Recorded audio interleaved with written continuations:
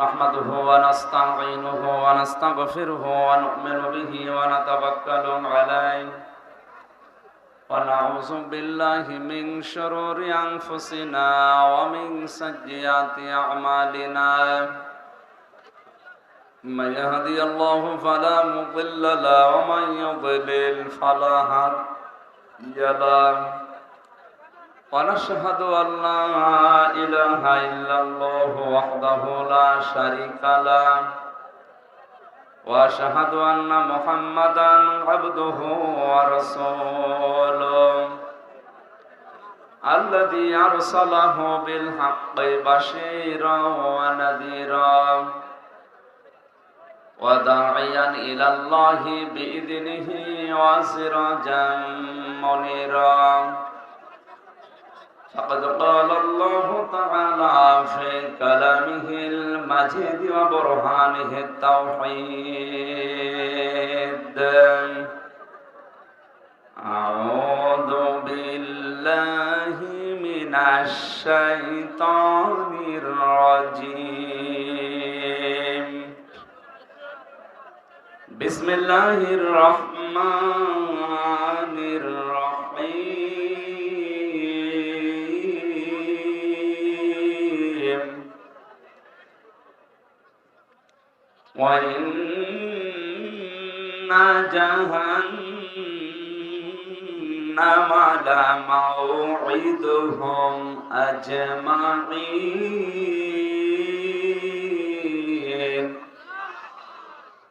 لها 7 أبواب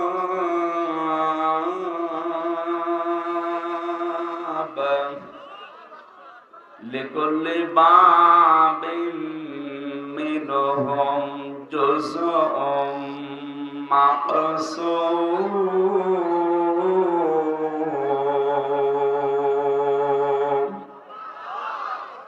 صدقت يا ربنا.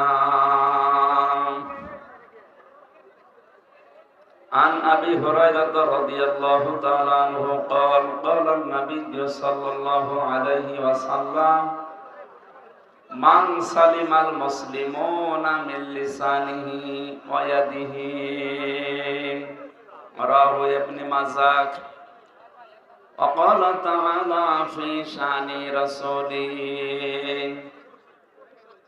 إن الله وملائكته يصلون على النبي يا أيها الذين آمنوا صلوا عليه وسلموا تسليما اللهم صل على محمد وعلى آل محمد كما صليت على إبراهيم وعلى آل إبراهيم إنك حميد مجيد اللهم بارك على محمد وعلى آل محمد كما باركت على إبراهيم وعلى آل إبراهيم إنك حميد مجيد দাও খোদা দাও আমায় আবার ওমার দারাজ দিন দাওয়ালির মতো বীর সেনানি জাগাতে নিখিল দাও খোদা দাও আমায় আবার ওমার দারাজ দিল হামজাকে দাও ঘরে ঘরে জীবন দিতে ওকাতরে আবার কাবা ভাঙতে এলে পাঠাও বাবিল দাও খোদা দাও আমায় আবার ওমার দারাজ দিল। আলহামদুলিল্লাহ। রাজশাহী জেলার বাগমারা থানার অন্তর্গত দক্ষিণ মাঝগ্রাম ঐতিহাসিক তাফসীরুল কোরআন মাহফিলের স্বনামধন্য সভাপতি বিশিষ্ট আলেমে দ্বীন জনাব মাওলানা মোজাম্মেল হক, সহ সভাপতি জনাব মোহাম্মদ ওহিদুল ইসলাম, সহকারী অধ্যাপক, ভবানীগঞ্জ মহিলা ডিগ্রি কলেজ, প্রধান অতিথি মাননীয় জাতীয় সংসদ সদস্য জনাব অধ্যক্ষ মোহাম্মদ আবুল কালাম আজাদ, আতালাল্লাহু উমরাহু ওয়া বারাকাল্লাহু ফি হায়াতি, বলেন আমিন। বিশেষ অতিথি অত্র এলাকার কৃতি সন্তান জনাব অ্যাডভোকেট মোহাম্মদ জাকিরুল ইসলাম শান্ত, সহ সভাপতি রাজশাহী জেলা আওয়ামী লীগ ও সাবেক চেয়ারম্যান বাগমারা উপজেলা পরিষদ। এখানে অনেকগুলো মানুষের নাম এসেছে, বিশেষ করে অধ্যক্ষ এস এম জিয়াউদ্দিন টিপু সাহেব, জনাব মোহাম্মদ জাহাঙ্গীর আলম হেলাল, জনাব আবু বকর মৃধা মনসুর, জনাব মোহাম্মদ আনোয়ার হোসেন। আরফানা লাকা যিকরাক, শুধু দুনিয়া না আখিরাতে ইনাদের মর্যাদা আমরা কামনা করি, আল্লাহ যেন দান করেন, বলেন আমিন। প্রধান সমন্বয়ক আপনাদের এলাকার সন্তান, বিশিষ্ট চিকিৎসাবিদ জনাব ডাক্তার মোহাম্মদ আব্দুল বারী, পরিচালক ভবানীগঞ্জ ক্লিনিক। এতক্ষণ যারা আলোচনা রাখলেন ইসলামিক চিন্তাবিদ, মুফাসসিরে কোরআন, এলাকার সন্তান হাফেজ মাওলানা কারি আফতাব আহমেদ, মাওলানা আব্দুর রশিদ, হাফেজ মাওলানা জাকিরুল ইসলাম। আলেমদের মর্যাদা কামনা করছে, আল্লাহ যেন আরো বাড়িয়ে দেন, বলেন আমিন। মঞ্চে বসা ওলামা ইকরাম, সামনে বসা মুসলমান ভাইরা, পর্দার আড়ালের সম্মানিতা মা এবং বোনেরা, প্রশাসনের ভাইরা, প্রাণ প্রিয় রাজশাহীবাসী, দল মত নির্বিশেষে কোরআনের এই অনুষ্ঠানে যারা এসেছি, আমরা এই প্রচন্ড গরমে যে ইবাদতে কষ্ট বেশি ওই ইবাদতে সওয়াব বেশি। আজকে যে কষ্ট আমাদের হচ্ছে, আমাদের সওয়াব ডবল হবে আজকের এই অনুষ্ঠানে। এই কারণে নবীজি বলেন, কোরআন পড়তে গিয়ে যদি বেঁধে বেঁধে যায়, আওড়িয়ে যায় মুখে, তাহলে তার ডবল সওয়াব হয়। এই অনুষ্ঠানে এসে যেহেতু কষ্ট পাচ্ছেন গরমে, এরপরে মানুষের সংখ্যা অনেক বেশি, সুতরাং আজকে এরকম অনুষ্ঠান ডবল শুনলে যে সওয়াব হতো, এই এক অনুষ্ঠানে আল্লাহ 1-1.5 ঘন্টায় আমাদেরকে ওই সওয়াব যেন দান করে। যে আল্লাহ কোরআনের জন্য কষ্ট স্বীকার করার মন মানসিকতা এবং ধৈর্য আমাদেরকে দিলেন, বলেন আলহামদুলিল্লাহ। কোরআনে কারীম শোনার কিছু আদব আছে, আমরা সবাই জানি। এটা তো আর কনসার্ট না, গানের অনুষ্ঠান না যে আপনি যা মনে চাচ্ছে তাই করবে। এটা ইবাদত চলছে। এখন কি চলছে বলেন তো? আর ইবাদত যেভাবে করা লাগে ওইভাবে হবে, নয়তো আবার উল্টা গুনাহ হয়ে যাবে। আপনার না আসায় হয়তো ভালো ছিল। ফাস্তামিউ লাহু আনসিতু, কোরআনে কারীম যেখানে তেলাওয়াত করা হয়, আরম্ভ করা হয়, চুপ থাকবা এবং শুনবা, দুইটাই ফরজ। দুইটাই কি? এখনো যারা চুপ করেননি, আপনি ফরজ তরক করছেন, গুনাহ হচ্ছে আপনার। চুপ করেন, কষ্ট হলেও চুপ করেন। এই কথা বলেন কেন? আবার কথা বলে কে গো? কথা বলা যাবে না, দাঁড়িয়ে থাক। মানুষ বড়া বসবে কোথায়? ওখানে দাঁড়িয়ে থাক। আর এই যে জায়গাগুলো ফাঁকা রেখেছেন কেন কারণ? এখানে কিছু বিছিয়ে দিলে তো বসতে পারে। কথা বলা যাবে না, যাই হোক যা হয়ে গেছে কথা বলা যাবে না। আমরা ইবাদতে যেহেতু প্রবেশ করে ফেলেছি, যেভাবে ইবাদত করেন আপনি, নামাজ পড়েন ইবাদত মনে করে, ওইভাবে 1 ঘন্টা পরিমাণে চুপ করে থাকেন, দিলের কান লাগিয়ে শুনবেন। আল্লাহ পাক বলেন, ইন্না ফি যালিকা লাযিকরা লিমান কানা লাহু কলবুন আও আলকাস সামআ ওয়া হুয়া শাহীদ। সূরা কফের ভেতরে আছে এই তেলাওয়াত, এই কোরআন, এই জিকির যদি শুনতে চাও, 1 নম্বরে উপস্থিত হয়ে শোনো। প্রশ্ন আসতে পারে, সে বাড়ি আমার এখান থেকে 20 কিলোমিটার দূরে, এত দূর কষ্ট করে এখানে আসা লাগবে কেন? ওখানে তো মোবাইলে লাইভ আমি দেখতেই পাচ্ছি না। মুরগির পেটের নিচে যে ডিমগুলো থাকে ওইগুলো থেকে কিন্তু বাচ্চা হয়, বাইরে যেগুলো থাকে ওগুলো এমনিতেই নষ্ট হয়ে যায়, পচে যায়, বোয়া বলা হয় ওই ডিমগুলোকে। কোরআনে কারিমের এই অনুষ্ঠানে কষ্ট করে আসার ভেতরে কিছু আল্লাহ রেখে দিয়েছেন। এখানে আসলে যে জিনিসটা পাওয়া যাবে আপনি লাইভ দেখে 20 কিলো দূর থেকে ওটা পাবেন না। কোন মানুষ যখন কোরআন শোনার জন্য বাড়ি থেকে বের হয়, আর আমরা এই নিয়তে যারা এসেছি, যদি আমাদের দুইটা বিষয় থাকে যে আল্লাহ আমি আজকে তাওবা করে ভালো হয়ে যাব, কি করি?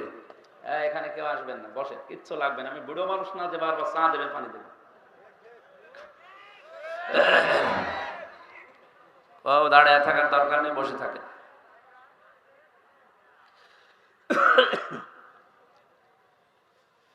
ভেতরে 3 বছর থাকার কারণে শরীরের কন্ডিশন খারাপ হয়ে গেছে, তাছাড়া তো আমার এমনিতে কোনো অসুবিধা ছিল না। কি খেয়েছি না খেয়েছি, এক ঘরের ভেতরে শরীরটা ভেঙে গেছে। এখন স্বাভাবিক হতে আরো সময় লাগবে। বের হওয়ার পরে ডাক্তার দেখিয়েছিলাম, উনি বলেছিল আপনি 12 ঘন্টা করে ঘুমাবেন। 12 ঘন্টা, 12 মিনিট ঘুমাতে দেয় না মানুষ। কালকে ছিলাম সে বরিশাল মেহেন্দিগঞ্জ, অনেক ভেতরে, গৌরীপুর বলে এক এলাকায়। ওখান থেকে রাত 11:30টায় গাড়ি ছেড়ে দিনের বেলায় অনুষ্ঠান ছিল বাগমারা কেশরহাটের কোন এলাকায় যেন, বানইল, ওখানে এসে আসরের নামাজ পড়েছি। সারা দিন সারা রাত গাড়িতে, এরপরে আবার এখানে। শরীর সাপোর্ট করলে আমার কিছু দরকার হবে না ইনশাল্লাহ। দোয়া যাচ্ছে আপনাদের কাছে, আল্লাহ যেন আমাকে সাপোর্ট করেন। রাজশাহীবাসী, কোরআনে কারিমের প্রতি এই মহব্বত দেখে আমার একটা কথা মনে হচ্ছে, সূক্ষ্ম যে ষড়যন্ত্র গুলো এদেশে কোরআনের বিরুদ্ধে চলছে, আমি বিশ্বাস করি কিয়ামতের আগে দেশে এগুলো সফল হবে না। আল্লাহ যেন আমার এই বিশ্বাসকে সত্যে পরিণত করেন, বলেন আমিন।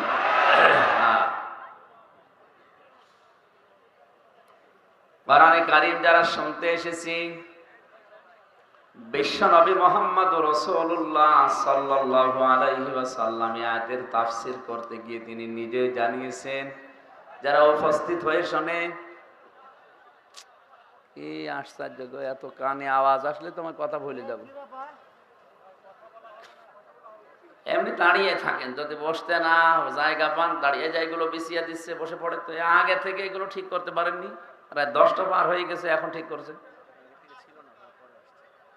তাড়াতাড়ি করেন, তাড়াতাড়ি করেন, কথা বলবেন না, এমনি বসে পড়েন। সুবহানাল্লাহ, আলহামদুলিল্লাহ, লা ইলাহা ইল্লাল্লাহ, সুবহানাল্লাহ, আলহামদুলিল্লাহ, লা ইলাহা ইল্লাল্লাহ, সুবহানাল্লাহ। এই বসতে এত দেরি লাগে আপনাদের? বসেন, তাড়াতাড়ি বসে পড়েন। সুবহানাল্লাহ, আলহামদুলিল্লাহ, লা ইলাহা ইল্লাল্লাহ, লা ইলাহা ইল্লাল্লাহ, মুহাম্মাদুর রাসূলুল্লাহ। রাজশাহীবাসী, আল্লাহ পাক বলেন, মানুষ যখন বাড়ি থেকে এই নিয়তে বের হয়েছে যে আল্লাহ আজকে আমি মাঝগ্রাম কোরআনের অনুষ্ঠানে যে তাওবা করে ভালো হয়ে যাব, কি আশ্চর্য না?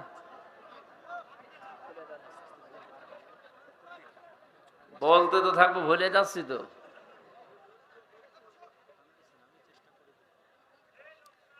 এইভাবে করলে হবে না, আমি মোনাজাত করে দিই।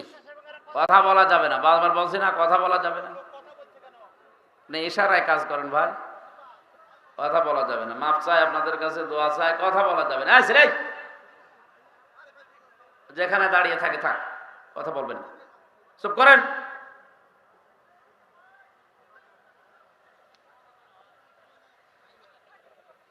কোরআনে কারীম জানিয়েছে, ইল্লা মা তাবা ওয়া আমানা وعمل عملا صالحا فأولئك يبدل الله سيئاتهم حسنات إلى آخر آية। আল্লাহ পাক সূরা ফুরকানের এই 70-71 নাম্বার আয়াতে জানিয়েছেন, কোন মানুষ যদি এই নিয়ত করে বাড়ি থেকে আসে, আল্লাহ আমি আজকে তাওবা করে ভালো হয়ে যাব। এখানে আমার প্রশ্ন আলেমদের কাছে, তাওবা আর ইস্তেগফার এটা কিন্তু এক জিনিস না। এই দুইটার শব্দ অক্ষর আলাদা আলাদা। ইস্তেগফার আপনি সব সময় করতে পারেন, আস্তাগফিরুল্লাহ আস্তাগফিরুল্লাহ, আল্লাহুম্মা গফিরলি, আল্লাহ আমাকে মাফ করে দাও। কিন্তু তাওবা যদি কেউ করে, আল্লাহ পাক গ্যারান্টি দিয়েছেন তাওবা করলে ওর পেছনের যে অপরাধগুলো ছিল আমি আল্লাহ শুধু মাফ করে দেই না, ওই জায়গাটা পুরা ফাঁকা হয়ে যায়, পুরাটা নেকি দিয়ে ভরাট করে দেয়। আমার বয়স এখন 33 বছর। এই 33 বছরে যত অপরাধ জানা না জানা আমি করেছি, আজকের এই ময়দানে যদি সত্যি তাওবা করার নিয়তে আমি বসি, আর যদি তাওবা করতে পারি, আর তাওবার উপরে যদি সত্যি সত্যি টিকে থাকতে পারি, কোরআনে কারীম গ্যারান্টি দিচ্ছে ফাউলাইকা ইউবাদদিলুল্লাহ, আল্লাহ যেন নিজের কুদরতি হাতের আঙ্গুল এভাবে দেখিয়েছেন। এটা তাফসীরে হাক্কানিতে পাবেন। আল্লাহ পাক যেন নিজের কুদরতি হাতে ভাবে আঙ্গুল দিয়ে ইশারা দিয়ে দেখাচ্ছেন, রাজশাহী বাগমারার এই মাছ গ্রামে এই ময়দানের মানুষগুলো কি, এই মানুষগুলো যারা তাওবা করার নিয়তে বসে আছে, ফাউলাইকা ইউবাদদিলুল্লাহ বাদদালা ইউবাদদিলু তাবদীলান ফাহুয়া মুবাদদিলুন, এটা বদল হয়ে যাবে, পাল্টিয়ে যাবে, পরিবর্তন হয়ে যাবে। সাজ্জিয়াতিহিম হাসানাত, দুইটাই বহু বচন। যত গুনাহ ছিল পুরা উল্টিয়ে ওইটাই নেকি দিয়ে পাল্টিয়ে দেব আমি আল্লাহ। এবার আমাদের প্রশ্ন হচ্ছে, তাওবা ইস্তেগফার তো সব সময় করছি, আল্লাহ আমারে মাফ করো, আমাকে মাফ করো, আস্তাগফিরুল্লাহ। গফার থেকে শব্দটা ইস্তেগফার বা ইস্তেফাল, আর তাওবা এটা কিন্তু ওই শব্দ না। আপনি যদি সত্যি এখানে বসে আজকে তাওবা করার নিয়ত করেন, কত বড় বিশাল একটা বেনিফিট পাওয়া যাচ্ছে। জাকিরুল ইসলাম শান্টু সাহেব 50 বছর বয়স, মনে করেন এই 50 বছরের দুনিয়ায় যত অপরাধ করেছে, যে ধরনের অপরাধ হোক, সব আজকে কোরআনের ইজ্জতে তাওবার খাতিরে আল্লাহ মাফ করে জায়গাটা নেকি দিয়ে ভরাট করে দেবে। এটা কি এমনি এমনি দেওয়ার কথা? তাওবাটা কি জিনিস? তাহলে আমাদের দেশে বিভিন্ন দরবারে গেলে মানুষকে তাওবা পড়ায় পীর সাহেবরা, যে আস্তাগফিরুল্লাহ রাব্বি মিন কুল্লি যামবি ওয়া আতুবু ইলাইহি, হয়ে গেল না। এটা তাওবার একটা বাক্য। কোরআনে কারীম জানিয়েছে, কোন মানুষ যদি সত্যি তাওবা করে তাহলে তাকে দুইটা শর্ত মানা লাগবে, আর একটা সময় মেনটেন করা লাগবে। সূরা জুমার 24 নাম্বার পারার 3 নাম্বার পৃষ্ঠার 12 নাম্বার লাইনের 53 নাম্বার আয়াতে আল্লাহ দলিল দিয়েছেন, আমরা তাওবা যদি করতে চাই শর্ত মানা লাগবে কয়টা? আরো জোরে বলেন। সময় একটা। শর্তগুলো কি কি এবার দেখেন তো। এত বড় বিশাল লাভের জিনিস আল্লাহ আমাদেরকে ময়দানে আসার কারণে দিচ্ছে, এটা খেলা করার জন্য না। ওয়ানিবু ইলা রাব্বিকুম ওয়াসলিমু লাহু মিন ক্বাবলি আইয়াতিয়াকুমুল আযাবু সুম্মা লা তুনসারুন। এটা তাফসীরে ফি জিলালিল কোরআনে পাবেন। সাইয়্যিদ কুতুব শহীদ রহমাতুল্লাহ আলাইহি তাফসীর করতে গিয়ে লিখেছেন, কোন মানুষ যদি সত্যি তাওবা করে তাকে ফিরে আসা লাগবে 1 নম্বরে আল্লাহর দিকে। কার দিকে? এই শব্দটা শুনতে যত সহজ মনে হচ্ছে, প্র্যাকটিক্যাল লাইফে শব্দটা মিলানো অত সহজ না। কোন মানুষ যদি বলে আল্লাহ আমি তোমার দিকে ফিরে আসলাম, এ কথা বলার কারণে তার জীবনে অনেক কিছু ছাড়া লাগতে পারে। কথার ওজন টের পাচ্ছেন আপনি? না, কথার ওজন টের পাওয়ার কথা আলেমদের। এ পৃথিবীতে কেউ যদি বলে আল্লাহ আমি তোমার দিকে ফিরে আসলাম, ওর জীবনে বহু জিনিস ছেড়ে দেওয়া লাগতে পারে। হয়তো এতদিন লাল পানি খেয়েছে, অনেক আনন্দে ছিল, ওই লাল পানি ছেড়ে দেওয়া লাগবে না? লাগবে না? এতদিন মেয়ে বউ বেটার বউকে বেপরদায় চালিয়েছে, কেউ যদি বলে আল্লাহ তোমার দিকে ফিরে আসলাম, ওইটাও ছেড়ে দেওয়া লাগবে। আর ওইটা ছেড়ে দেওয়া কি অত সহজ? আপনি যদি আজকে যে বলেন আমি আল্লাহর দিকে ফিরে এসেছি, তওবা করে এসেছি ময়দান থেকে, আর তোমাদেরকে এভাবে রাস্তায় যেতে দেব না, এমন বউ আছে বলবে তোর ভাত আমি খাবো না। শব্দটা বলা যত সহজ ছিল, প্র্যাকটিক্যালি মিলানো অত সহজ। সূরা বুরুজের তাফসিরে পড়েছিলাম, ওই যে জালিম বাদশার নাম আমরা শুনেছি, তাকে ইউনূস, এই লোকটা জীবন্ত মানুষদেরকে অগ্নিকুণ্ডের ভেতরে যখন ফেলছিলেন, একটা ছোট মাসুম বাচ্চাকে প্রথমে যখন ফেলে দিয়েছে, তার মা কান্নাকাটি করছিল। আগুনের ভেতর থেকে বাচ্চাটা আওয়াজ দিচ্ছে, মা এটা আগুনের কুণ্ডলী না, এটা ফুল বাগান। তুমিও আমার মতো লা ইলাহা ইল্লাল্লাহ শব্দটা উচ্চারণ করে চলে আসো, আমার মতো তুমিও বাগানে থাকতে পারবে।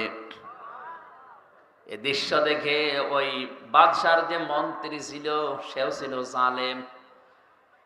এ দৃশ্য দেখার পরে চিন্তা করছে, প্রচন্ড অগ্নিকুণ্ডের ভেতরে, এ প্রজ্বলিত আগুনের ভেতরে যদি এ কালিমা পড়ার পরে ফুল বাগান মনে হয়, আমার জীবনের মন্ত্রিত্ব পাওয়ার পরও আমি এরকম বাগান পাইনি। আমি আজকেই তওবা করলাম, আমি ফিরে আসলাম। বাদশার কানে কথা যাওয়ার সঙ্গে সঙ্গে তার মন্ত্রিত্ব থেকে তাকে বাদ দিয়ে দিয়েছে। এত বড় কঠিন জিনিস হারানোর পরেও কিন্তু সে তাওবা ত্যাগ করেনি। আর আপনি আজকে এখান থেকে আনিবো ইলা রব্বিকুম, এ শব্দ শোনার পরেই মনে করছেন তো সহজ শব্দ, আল্লাহর দিকে ফিরে আসা, এই আর কি? এই আর কি? আপনি মিলিয়ে দেখেন আপনার জীবনে কত কিছু ছেড়ে দেওয়া লাগতে পারে। 2 নাম্বার শর্তটা আরো কঠিন, আসলিমু লাহু, আত্মসমর্পণ করা লাগবে। এটা শিখিয়েছিলেন আমাদের জাতির পিতা হযরত ইব্রাহিম নবী আলাইহিস সালাম। আত্মসমর্পণ আল্লাহর বিধানের সামনে কি করে করা লাগে, তার জীবনে 50টা পরীক্ষা দিয়ে তিনি আমাদেরকে দেখিয়েছেন।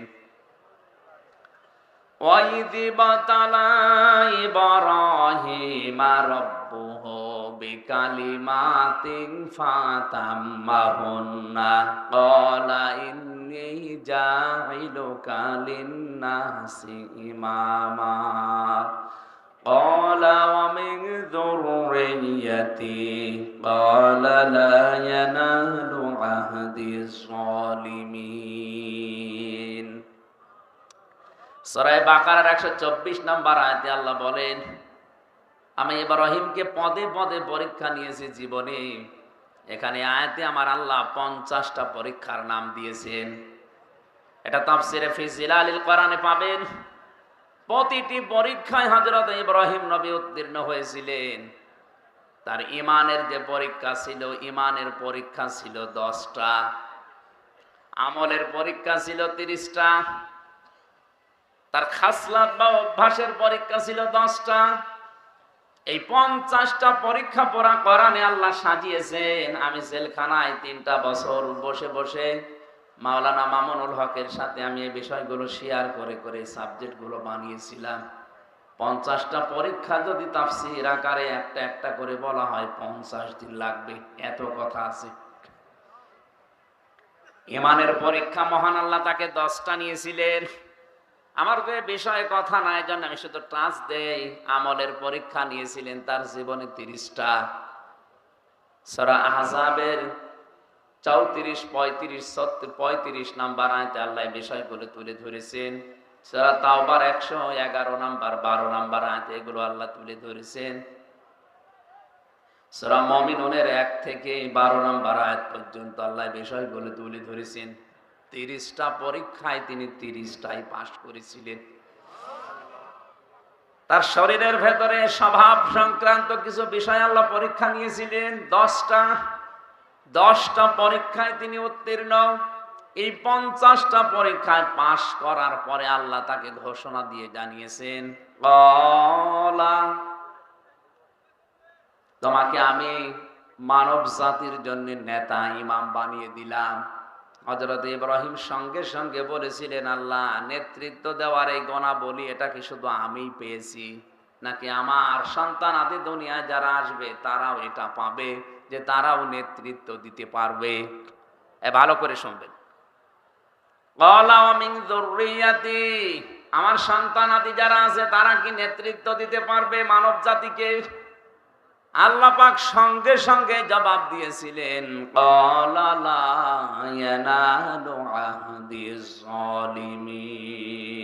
এটা মোসারে বর্তমান ভবিষ্যৎ, প্রেজেন্ট ফিউচার। আহাদ মানে অঙ্গীকার করা, ওয়াদা করা। আল্লাহ বলেন কোন জালেমের জন্য আমি আল্লাহর কোন অঙ্গীকার নেই, ওয়াদা নেই। তার মানে আয়াত দিয়ে আল্লাহ ফতোয়া দিয়েছেন কিয়ামত পর্যন্ত কোন জালেম পৃথিবীর মানব জাতির নেতৃত্ব দিতে পারবে না।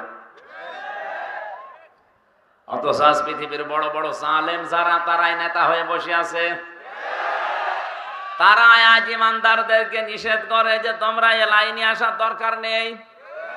আরে ভাই, আপনি তো জুলুম করছেন আপনার নফসের উপরে, আপনি জুলুম করছেন আপনার জনগণের উপরে, আপনি জুলুম করছেন ফিলিস্তিনের মানুষের উপরে। আপনার জন্য এই শব্দটা বলা মানায় না, তোর জন্য। এই নেতানিয়াহুর মতো এই জঘন্যতম বেয়াদবকে আপনি বলা সাজে না, ওরে বলা লাগবে তুই। তোর জন্য পৃথিবীতে নেতৃত্ব দেওয়াই জায়েজ নেই। তোর অনুসারী দুনিয়াতে যারা আছে তাদেরও নেতৃত্ব দেওয়া হারাম।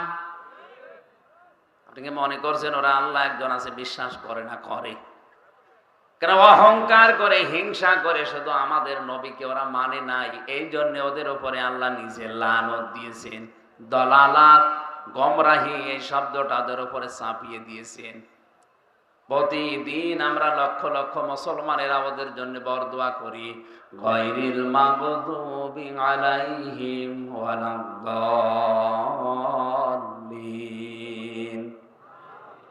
এই শব্দটা বলা হয় না? 17 ওয়াক্ত নামাজ, 17 রাকাত নামাজ যদি কেউ ফরজ নামাজও পড়ে প্রতিদিন, সুন্নত নফল মুস্তাহাব নাও পড়ে, শুধু ফরজ নামাজ পড়ে, তাও 17 বার এই বরদোয়া আপনি ইহুদি খ্রিস্টানদের উপরে দিতে আসেন 5 ওয়াক্ত নামাজে। আর যদি নফল সুন্নত পড়েন, ওয়াজিব পড়েন, তাহলে কয়েকশো বার আপনার মুখ দিয়ে আল্লাহ একটা কথাই বের করে নিচ্ছে, বলো যে তোমাদের উপরে আল্লাহর লানত, গজব, তোমরা গোমরাহ। কিয়ামত পর্যন্ত ইহুদিদের উপরে আল্লাহর লানত, আল্লাহর গজব। তাফসীরে আমি যে 2টা কারণ পেয়েছি এদের উপরে গজব নাযিল করা, আল্লাহ রাব্বুল আলামিন 2টা কারণের ভেতরে দিয়েছেন। ওরা সত্যকে সত্য জানার পরেও মানত না, হিংসা করে, অহংকার করে। ওদের তাওরাতে, ওদের ইনজিলে লেখা ছিল আমাদের নবী মুহাম্মদুর রাসূলুল্লাহ শেষ নবী, সর্বশ্রেষ্ঠ নবী। কিন্তু নিজেদের ধর্মে, ইহুদি ধর্মে, খ্রিস্টান ধর্মে মুহাম্মদুর রাসূলুল্লাহ আসে নাই। এই কারণে তারা জানার পরও অহংকার করে, হিংসা করে মানত না। যে সত্যকে সত্য জানার পরে যদি কেউ হিংসা করে, অহংকার করে, না মানে, আল্লাহ পাক বলেন কিয়ামত পর্যন্ত তার উপরে আমার লানত, আমার বরদোয়া, আমার গজব। বলেন নাউজুবিল্লাহ। এই আয়াত পড়ার পরে মনে হচ্ছে এটা শুধু এখন আর ইহুদি খ্রিস্টানদের উপরে নেই, এটা আমাদের উপরেও এখন চাপতেছে। কারণ এখানে হাজারো মুসলমান সত্যকে সত্য জানার পরও আজ অনেকে মানতে চায় না, হিংসা করে আর অহংকার করে। ও কিন্তু জানে যে কুষ্টিয়া থেকে আমির হামজা এসেছে, ওর বাবার কথা বলবে না, কথা বললে কোরআন দিয়েই বলবে, দলিল দিয়েই কথা বলে। এরপরও হিংসা করে মানে না, না এ তো আমার দলের মুরিদ না, এ তো আমার দলের লোক না, যে হিংসা করে, অহংকার করে মানে না, এগুলো এক প্রকার ইহুদি খ্রিস্টানদের মতো। রাজশাহী বিভাগে নেই।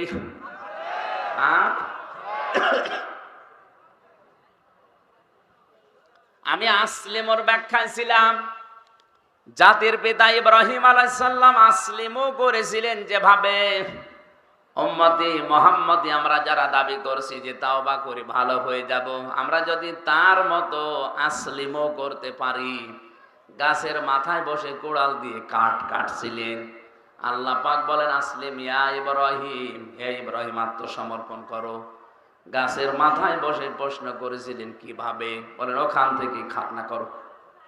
ওই যে ইব্রাহিম নবীর স্বভাব সংক্রান্ত যে 10টা বিষয় বলেছিলাম, পরীক্ষা নিয়েছিলেন আল্লাহ, তার ভেতরে খাতনা করা একটা।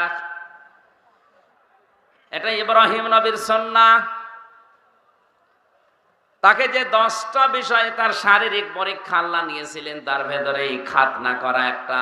গাছের মাথায় বসে কোড়াল দিয়ে কাঠ বাদ দিয়ে খাতনা করে বললেন আসলামতু লিরাব্বিল আলামিন।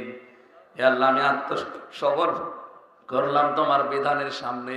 এখন আমার নিজের বলতে আর কোনো কথা নেই, তোমার কথাই আমার কথা। রাজশাহীবাসী এই শব্দটা আমি যত সহজে বললাম, আপনি নিজের বাস্তব জীবনে এত সহজে কি মিলানো সম্ভব? বলেন। সূরা তাওবাতে পড়েছি আইয়ুহাল্লাযীনা আমানু লা তাত্তাখিযু আবাকুম ওয়া আবনাকুম আউলিয়া ইন ইস্তাহাব্বুল কুফরা আলাল ঈমান ওয়া মান ইয়াতাওয়াল্লাহুম মিনকুম ফাউলাইকা হুমুজ যালিমুন। ওহে যারা বিশ্বাস করো আল্লাহ একজন আছে, কিয়ামত হবে, তারা শোনো, কখনো তোমাদের মা বাবা, তোমাদের সন্তানাদি, স্ত্রী পুত্র, এগুলোকে এরা যদি ঈমানের পরিবর্তে কুফরকে বেশি ভালোবাসে, তাদের সাথে সম্পর্ক রাখা যাবে না। শব্দটা কত কঠিন আপনি জানেন। বদরের ময়দানে পরীক্ষা দিয়েছিল সাহাবায়ে কেরাম এই আয়াতের।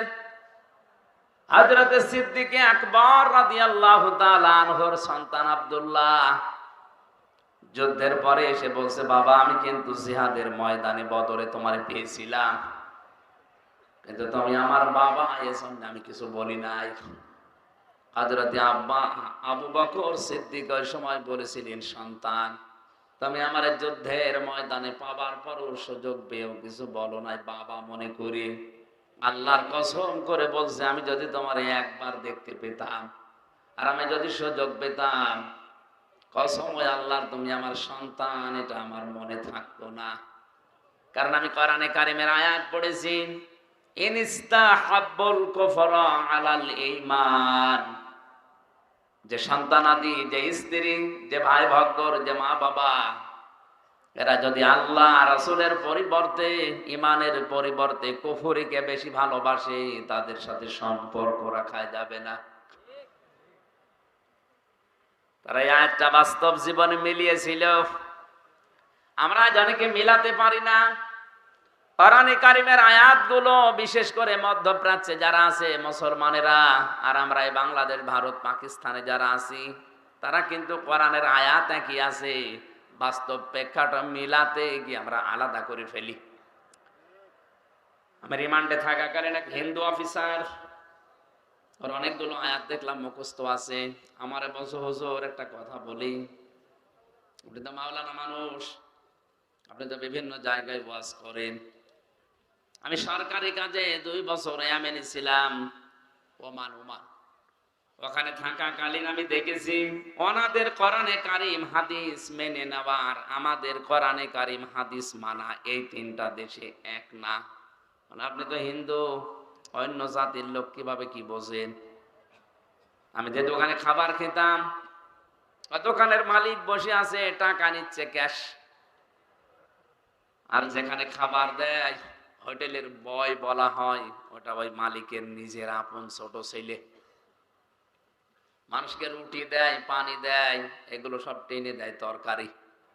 ডাক দিয়ে একদিন বললাম, ভাই আপনি এই দোকানের মালিক, এত টাকা পয়সা আপনার, আর আপনার নিজের ছেলে ওকে মানুষের মতো মানুষ না করে ওরে বড় একটা জায়গায় তুলে না দিয়ে আপনি কি করেছেন? ছেলেকে হোটেলের বয় বানিয়েছেন। একটা কথা হলো, উনি ওনার ভাষা দিয়ে বুঝিয়েছে, ভাই আপনি কোন দেশের মানুষ আমি জানি না, তবে অনেকদিন আপনি আমার হোটেলে খাবার খানের জন্য আপনাকে বলছি। এটা আমার নিজের ছেলে হতে পারে। কোরআনে কারীম এবং নবীর হাদিস আমার সামনে আছে।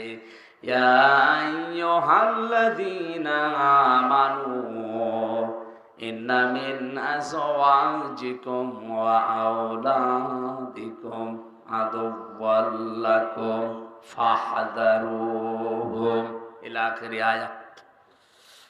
ও হিন্দু অফিসার আমাকে বলছিল, হুজুর এ দোকানের মালিক আমাকে কোরআনে কারীমের সূরা তাগাবনের এই 14 নাম্বার 15 নাম্বার আয়াত আমাকে শোনালো। আমারও কোরআনের অনেক আয়াত মুখস্থ আছে, আমি বাংলা সহ মুখস্থ করেছি।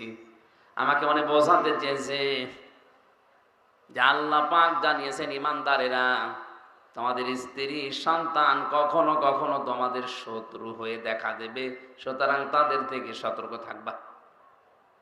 আমার এই সন্তানটাকে আমি যা মনে করি আপনাকেও আমি একই জিনিস মনে করি, কারণ আল মুসলিম আখুল মুসলিম, মুসলমান মুসলমানের ভাই। আপনি জাতিতে কি আপনাকে তো আমি চিনি না, তো মুসলমান মনে করি বলছি। আমার এই নিজের আপন সন্তানকে আমি যা মনে করি পৃথিবীর 175 কোটি মুসলমানকে আমি তাই মনে করি না। এখানে বোঝার চেষ্টা করেন তো কথাটা কি বোঝাতে চাইলেন তিনি। যে আমার দায়িত্ব ছিল নবীর হাদিস অনুযায়ী আমার এই সন্তানের একটা সুন্দর নাম রাখা, আমি ওর নাম রেখে দিয়েছি আব্দুর রহমান। 2 নাম্বারে ওকে আমি দ্বীনের শিক্ষা দেওয়া, এটা আমার দায়িত্ব ছিল।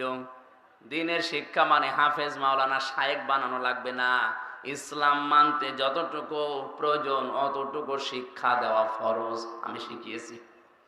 অন্তত ইসলামের যে মৌলিক জিনিস এগুলো মানতে পারে।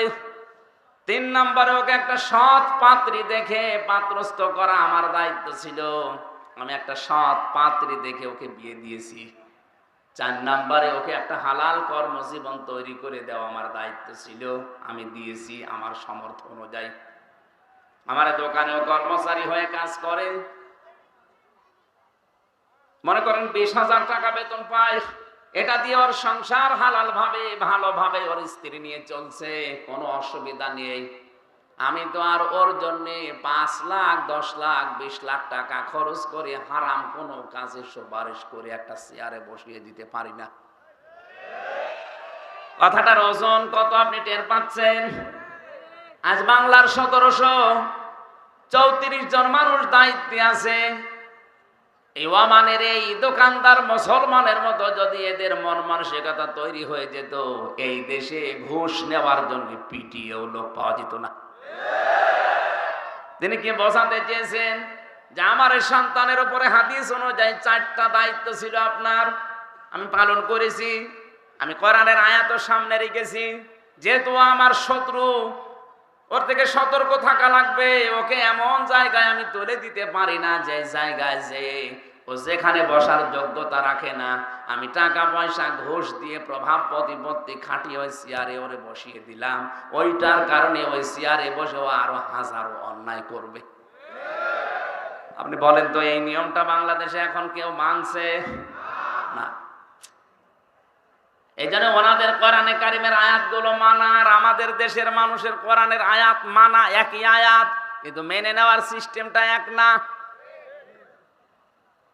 আজ আমরা এই মন মানসিকতা নিয়ে যদি তৈরি হতে পারতাম যে ঈমান এবং আল্লাহর পরিবর্তে যারা কুফরিকে, শিরককে, বেদাতকে বেশি ভালো মনে করে, ও আমার সন্তান হলো আমার শত্রু, ও আমার স্ত্রী হলো আমার শত্রু, ওর থেকে আমার সতর্ক থাকা লাগবে। হ্যাঁ, ওর প্রতি আমার যে দায়িত্বগুলো আছে জায়েজ পর্যায়ে আমি জীবন থাকতে পালন করে যাব। ওকে আমার দ্বীনের শিক্ষা দেওয়ার দরকার ছিল, আমি শিক্ষা দিয়ে দিয়েছি। আজকে দুপুর বেলা যেখানে মাহফিল ছিল আমি বলেছিলাম, এদেশে বাংলাদেশে একজনের 4টা ছেলে, সব হায়ার এডুকেটেড, সব উচ্চ শিক্ষিত, আর 2টা মেয়ে। 6 ভাই বোন মিলে বাবার সম্পদগুলো নিজেদের নামে লিখে দিয়ে এই 95 বছর বয়সী এই বৃদ্ধকে পাঠিয়ে দিয়েছে রাস্তায়। যা অনেকে শোনার পরে একটু আফসোস করলো, দেখলাম বলছে নাউজুবিল্লাহ। কেন আপনি নাউজুবিল্লাহ পড়বেন? এ দোষ কি শুধুমাত্র ওই 6 ছেলে মেয়ের? ওই মুরব্বীর দোষ নেই? ওর যে 4টা দায়িত্ব ছিল একটাও পালন করে নাই। ছেলে মেয়েদের নাম রাখার ক্ষেত্রেও ও এমন এমন নাম রেখেছে, নামের ভেতরে প্রভাব আছে। নাম রেখে দেয় ডেঞ্জার। ডেঞ্জার মানে কি? অত বড় হয় ভয়ঙ্করই হবে।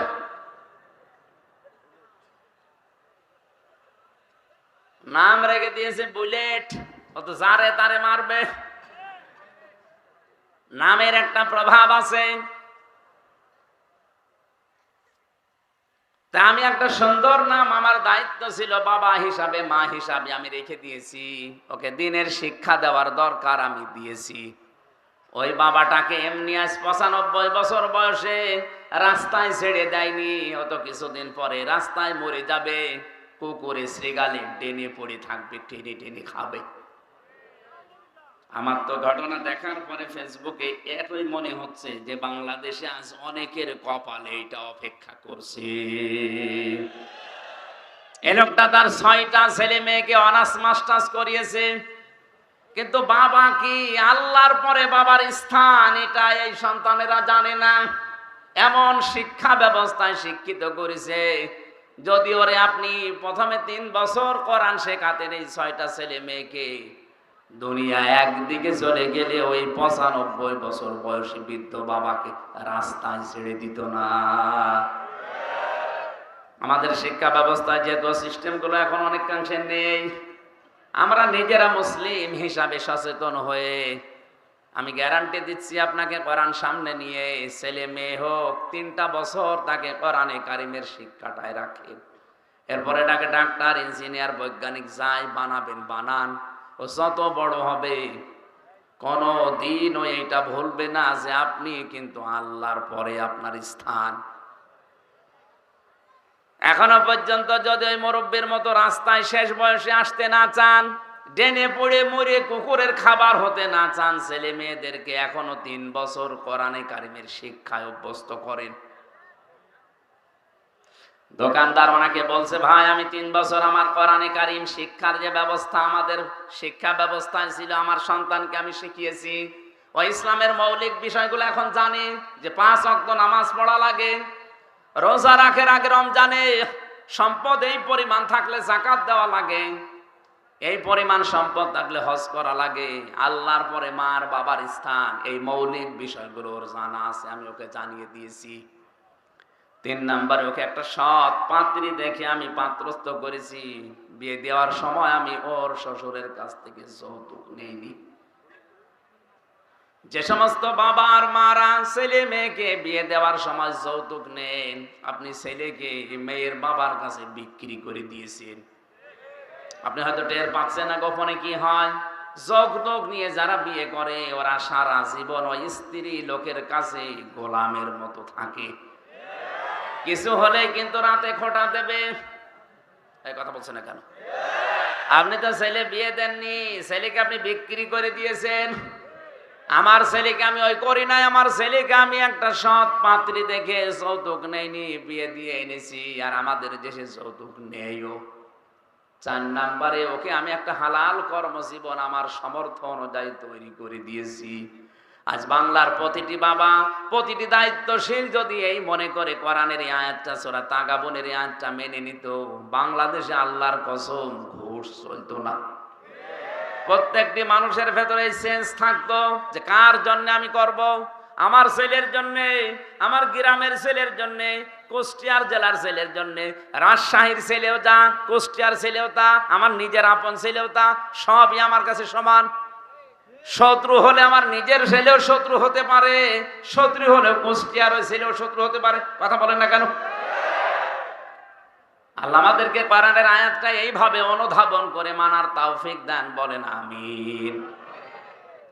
হযরত ইব্রাহিম নবী আলাইহিস সালাম যেভাবে আত্মসমর্পণ করেছিলেন, সত্যি সত্যি যদি ওভাবে আল্লাহর 500 বিধান আছে কোরআনে, জানার পরে আপনি মাথা নত করে দেন, স্যালেন্ডার করেন, এই 2টা শর্ত মানবেন। কখন? মিন ক্বাবলি আন ইয়াতিয়াকুমুল আযাবু সুম্মা লা তুনসারুন। আল্লাহ পাক বলেন ওই আযাব আসার পূর্বে তোমার এই দুইটা শর্ত মানা লাগবে, যখন তোমাদেরকে আর সাহায্য করা হবে না। রাজশাহীবাসী মন খুলে বলেন, আমাদেরকে সাহায্য করা হবে না কখন? মরণের সময়। কখন? বলেন বলেন। আর মরণ তো আসবে 71 সালে। কখন? 41। এখন বসে আসি, দাঁড়াতেও না পারি, কথা বলেন না কেন? সুতরাং আমাকে শর্ত মেনে নেওয়া লাগবে দুইটা, সময় মেনটেন করা লাগবে একটা। শর্ত তো আমরা কম বেশি জানলাম, অনেকে মেনে নেওয়ার সিদ্ধান্ত হয়তো নিয়েছেন যে আল্লাহর দিকে আমি আজকে ফিরে আসব, আল্লাহর বিধানের সামনে আমি আত্মসমর্পণ করব, এতে যদি অনেক কিছু ছেড়ে দেওয়া লাগে আমি রাজি আছি। ইব্রাহিম নবী ছাড় দিয়েছিলেন না? তার বাবাকে ছেড়ে দিয়েছেন। যখন আগুনে ফেলছিল ওই কঠিন মুহূর্তে তিনি তাকিয়ে দেখলেন যে চড়কা আছে, চড়ক গাছ, এটা তার বাবা পর্যন্ত ধরে ঘোরাচ্ছে। তিনি কেঁদে ফেললেন, ডাক দিয়ে বলে রব্বুল আলামিন, দুনিয়ায় বিপদে পড়লে মানুষ বাবা আসে সাহায্য করার জন্য, আর আমি আজকে দেখতে পেলাম আমার বাবা নিজে আমাকে আগুনে ফেলার জন্য নিজে চড়ক গাছ ধরে ঘোরাচ্ছে। আমার বিশ্বাস হয়ে গেছে আসমান জমিনে তুমি ছাড়া আর কেউ নেই, মাবুদ তুমি আমাকে বাঁচাও। ফেরেশতা এসেছিল, তিনি নেননি। আল্লাহ পাক তার এই ঈমানটা দেখার পরে আগুন পর্যন্ত ফুল বাগান বানিয়ে দিয়েছেন। সালামান শব্দ দিয়ে পুরা আগুনের বাগান, আগুনের কুণ্ডলকে আল্লাহ সালামান দিয়ে বেহেশতের বাগান বানিয়ে দিয়েছেন। আমার রাজশাহীবাসী, আমি আবার বলছি, এই শর্ত দুইটা যদি সত্যি আজকের এই ময়দানে এসে আমরা মেনে নেওয়ার সিদ্ধান্ত নিতে পারি, আর সময়টা যদি মেনটেন করতে পারি যে না 41, 71 না, এখনই মরণ এসে যেতে পারে, সুতরাং আমি এখনই পরিবর্তন হয়ে গেলাম। আল্লাহর ঘোষণা মিথ্যা হবে না। বাড়ি যাওয়ার আগে আপনাকে মনে হবে যে আপনার মা কেবল প্রসাব করেছে, আপনি বেগুনা ব্যক্তির মতো হয়ে যাবেন। এই নিয়তেই তো আমরা এসেছি নাকি? বলেন। আল্লাহ পাক আমাদেরকে সূরা ফুরকানের এই 70-71 নাম্বার আয়াত আমাদের জীবনে যেন কার্যকর করে দেন, বলেন আমিন। দরুদ আর সালাম পড়ে আজকের তেলাওয়াতকৃত আয়াত, গুরুত্বপূর্ণ দুইটা আয়াত পড়েছি সূরা হিজর থেকে 43-44 নাম্বার আয়াত। আমার যতটুকু কোরআনের উপরে আয়াত আছে, আমি যতটুকু তাফসীরে আয়াতের উপরে দেখেছি, আমার তো মনে হচ্ছে এই যে গরমে 1-1.5 ঘন্টা না, কিয়ামত পর্যন্ত আয়াতের কথা বললেও কথা শেষ হবে না। এত কথা আল্লাহ লুকিয়ে রেখেছেন, শুধু টান দিয়ে বের করা লাগবে। আজকে আমরা চেষ্টা চালাবো তাফসীর আকারে আবিষ্কার করার, ইনশাআল্লাহ। জবান খুলে কোরআন শোনার জন্য পড়েন। আউযু বিল্লাহি মিনাশ শাইতানির রাজিম। বিসমিল্লাহির রহমানির রহিম। ওয়া ইন্না জাহান্নামা লামাউইদুহুম আজমাইন। লাহা সাবআতু আবওয়াব লিকুল্লি বাবিম মিনহুম জুজউম মাকসুম।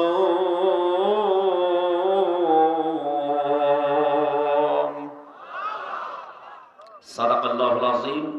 সূরা হিজর। কোন সূরা? হিজর মানে পাহাড়ের পাথর।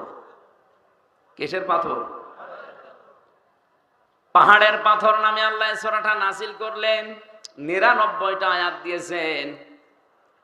এ সূরার সর্বশেষ আয়াত হচ্ছে আল্লাহ পাক বলেন, ইবাদত করতে থাকবা ওই সময় পর্যন্ত যতক্ষণ তোমার কাছে মরণ না আসে। তার মানে ইবাদত এটা শুধু 2-1 দিন 5 দিনের ব্যাপার না, মানুষের জীবনে ইবাদত চলবে ওই সময় পর্যন্ত যতক্ষণ পর্যন্ত মরণ না আসে। এখন ইবাদতটা কি? আমরা অনেকে এখানে ধারণা করে রেখে দিয়েছি। এই সূরার সর্বশেষ আয়াত কি? ওয়া'বুদ, তোমরা ইবাদত করো, রব্বাকা, তোমার রবের, হাত্তা, যতক্ষণ, ইয়াতিয়াকাল ইয়াকিন, তোমার কাছে মরণ না আসে। আমি আয়াতের তাফসীর পড়তে গিয়ে কাবীর ফখরউদ্দিন রাজি রহমতুল্লাহ আলাইহির 5টা মন্তব্য পেয়েছি। আমি কি তাফসীর আকারে বলবো না কিচ্ছা বলবো? তাফসীরুল কোরআন মাহফিল আপনি লিখে দিয়েছি, এই জন্য আমি ওইদিকে যাচ্ছি। যেহেতু ধারণাটা পাল্টাতে হবে ইবাদতের। মানুষ মনেই করে ইবাদত মানে মসজিদে যতক্ষণ নামাজ পড়ি ওইটা ইবাদত, রমজান আসলে যতক্ষণ 11-12 ঘন্টা রোজা রাখি ওইটা ইবাদত, হজ করতে গিয়ে যে 4-5 দিন সময় লাগে ওইটা ইবাদত, যাকাত শুধু বছরে একবার যে কয় মিনিট দিয়েছি ওইটা ইবাদত। কে বলেছে আপনাকে? আল্লাহ পাক বলেন মরণ যতদিন না আসে ততদিন পর্যন্ত ইবাদত করবা তোমার রবের। তার মানে শব্দ থেকে বোঝা যায় ইবাদত শুধু মসজিদের এই 5 মিনিট 7 মিনিট 10 মিনিট না, রমজানের 11-12 ঘন্টা না, অবশ্যই ইবাদত করা লাগবে আজরাইল আসার আগ পর্যন্ত। এই হিসাবে আমি যে খাবার খাই এটাও ইবাদত। কথা বলেন না কেন? কেউ যদি সকালবেলা উঠে নাস্তা করার সময় বলে বিসমিল্লাহির রহমানির রহিম, এই শব্দ বলার পরে মুখে খাবার দেয়, 8 মিনিট 10 মিনিট 15 মিনিট 20 মিনিট ধরে যদি রুটি খায়, খাবার খায়, পুরা খাবারটাই হয়ে যাবে ইবাদত। খাবার খাওয়ার পরে টয়লেটের প্রয়োজন দেখা দেয়, টয়লেটে প্রবেশ করার সময় যদি কেউ বাম পা দিয়ে প্রবেশ করে বলে আল্লাহুম্মা ইন্নী আউযু বিকা মিনাল খুবুসি ওয়াল খাবাইস, হে আল্লাহ আমি যত দুষ্ট জিন আছে, সে নারী জিন হোক পুরুষ জিন হোক, তাদের থেকে তোমার কাছে আশ্রয় চাই। এই শব্দটা বলার পরে যখন মানুষ টয়লেটে বসে তখন শয়তানের চোখের উপরে পর্দা পড়ে যায়। এখানে কত হাজার হাজার মুসলমান আছে এই শব্দটা বলে টয়লেটে বসবে, এইটাও বলে না, ও জানেও না। শয়তান কিন্তু জান্নাত থেকে আদম হাওয়াকে বের করে দেবে, এটা তার টার্গেট ছিল না। প্রথমে ওর প্রথম টার্গেট ছিল আদম হাওয়াকে আমি কি করে উলঙ্গ অবস্থায় লজ্জা স্থান দেখব। এজন্য এই শব্দটাকে নবীজি আমাদের শিখিয়েছেন, শয়তান যেন তোমাদের লজ্জা স্থান থেকে আনন্দ করতে না পারে। আজ যারা নিজেদের শরীরকে উন্মুক্ত করে গোপন অঙ্গগুলো মানুষকে দেখিয়ে আনন্দ পায়, বুঝবেন ওইটার ভেতরে আর শয়তানের ভেতরে কোনো পার্থক্য নেই। আমরা বাংলাদেশ সহ একটা বিশ্বে একটা প্রাণী দেখি, কুকুর, 1-1.5 হাত লেজ। কথা বলে না কেন? অথচ লেজটা পুরো উল্টো করে দেখিয়ে মানুষকে বলে যা দেখবি দেখ। ও কিন্তু ঢেকে রাখলে রাখতে পারে, এ কথা বলছে না কেন? ও ঢেকে রাখলে রাখতে পারে, লজ্জা স্থান উন্মুক্ত করে মানুষকে দেখে আরো আনন্দ পাচ্ছে। আজ যারা নিজেদের গোপন অঙ্গকে, যে সমস্ত বিষয়গুলো ঢেকে রাখা দরকার ছিল, এগুলো যারা জনগণকে দেখিয়ে উন্মুক্ত করে আরো আনন্দ উল্লাস করে, বুঝবেন এইটা আর কুকুর সমান।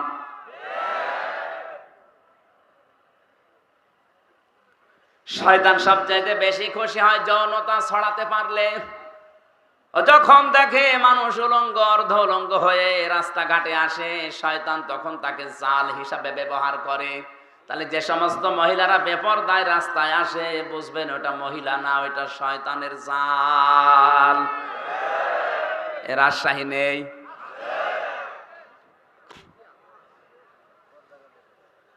কোন মহিলাকে নবীজি দাজ্জুস বলেন নাই হাদিসে, আর দাজ্জুস লা ইয়াদখুলুল জান্নাহ, এটা মুযাক্কার শব্দ।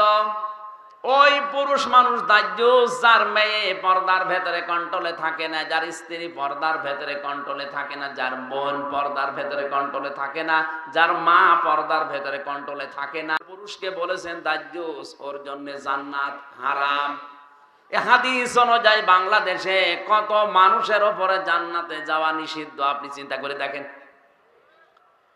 আজকে থেকে আমলটা আমরা ইবাদতটা আরম্ভ করব। টয়লেটে যদি 8 মিনিট 10 মিনিট আপনি সময় ব্যয় করেন, এই দোয়াটা পড়ে বসার সঙ্গে সঙ্গে ইবাদত আরম্ভ হয়ে যায়। বলেন ওইটাও আবার ইবাদত? হ্যাঁ, ওইটাও ইবাদত। ওখান থেকে যখন ডান পা দিয়ে আপনি বের হয়ে বলেন গোফরানাক, কি বলেন? কেন বলেন বলেন তো? এই কথাগুলো ভালো করে বোঝেন। কেন আপনি 8-10 মিনিট 15 মিনিট টয়লেটে বসে থাকার পরে ডান পা দিয়ে বের হওয়ার সময় গোফরানাকা বলেন? আল্লাহকে বলতে চান, মাবুদ আমি এই 10 মিনিট পর্যন্ত তোমার জিকিরের, তোমার তাওবার, তোমার ক্ষমার বাইরে ছিলাম, আমি পড়তে পারি নাই। এই জন্য বের হওয়ার পরে আমি তোমার কাছে বলছি গোফরানাকা, আমাকে আগে মাফ করে দাও। আলহামদুলিল্লাহিল্লাযী, সব প্রশংসায় তোমার। আযহাবা আন্নিল আযা ওয়া ফানি, প্রশংসা এই জন্য করছি যে তুমি আমার পেট থেকে এই গান্ধা জিনিসগুলো বের করে দিয়ে, এই কষ্টদায়ক বিষয়গুলো বের করে দিয়ে তুমি আমাকে নিরাপত্তা দিলে, স্বস্তি দিলে, শান্তি দিলে। এই শব্দটা শুধু বলা না, বাস্তবে যদি আমার আল্লাহ সত্যি এটা বন্ধ করে দিত, টয়লেট যদি কারো বন্ধ হয়ে যায়, প্রসাব যদি বন্ধ হয়ে যায়, ডাক্তার আছে, আমারও কয়েকদিন আগে চট্টগ্রামে থাকাকালীন বন্ধ হয়ে গিয়েছিল প্রসাব। ডাক্তারকে দেখানোর পরে আমারে বলছে 12,000 টাকা খরচ হবে এটা আবার চালু করার জন্য।